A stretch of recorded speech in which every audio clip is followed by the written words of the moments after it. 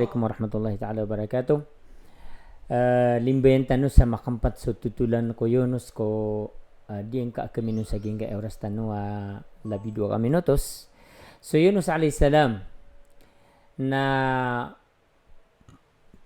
kiyan sa kanyan asda ug idna sabab sa ginga ko tuwa kapapadikitian si ko parate agu andang adna logi yang ko parate mga doa mga tasbih. Yan nagtanong yung uto at tutulan nun. Biyagdas kanya sa barko. O rin yan na biyagil sa barko sa kanaubo tumasa kapambagal. Yan to kung nagumiyabati o mga tawa ad na makadakira na baradusa. Say ko katimbilian mga pagariya so kalakay tanong oras. Miyulog sa yun si saragat. Subhanallah. Si salo karagat. Dahil ba niyan doon ng pada. Miyala mo di panasda. Sa manuto na so tigu araba zulumat fauqa zulumat. May lapi-lapi sa malibutang akyat tagu ang Yunus. Katawan niyon to na kaya pakaapas nagu kaya pakaligtas so Yunus ba'da idnillah.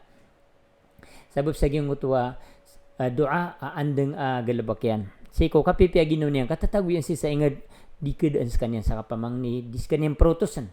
Dito sabab pa may atiru mamu wallahu tabaraka wa taala laula annahu kana minal musabbihin. Udah mabalis kanyan andeng sekanian miyaw na mapasangay kan doa, miyaw na mapasangay ka panasbih, miyaw na mapasangay ka pa kang gilabog sa simba. Lalabitha fi batnihi. Na ketatapman sa giyang kutuat yan usda.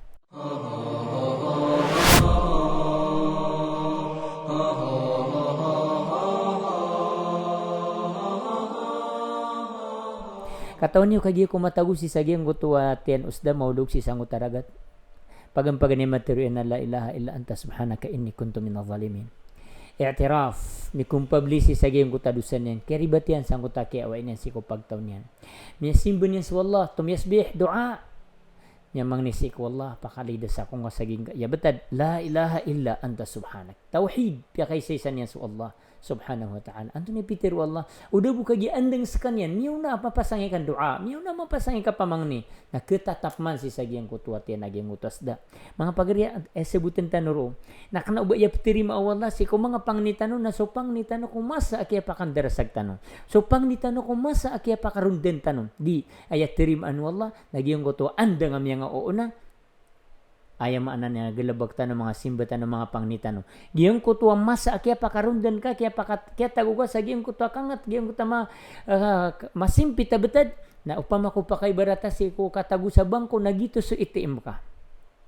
Nagibo kisen sa nga nakaw nakagi anda nga na savings ka. Anda nga ad na matatago ka. Anda nga lugi ka.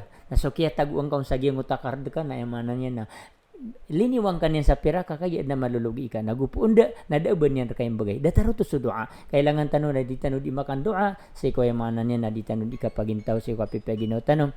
Assalamualaikum warahmatullahi taala wabarakatuh.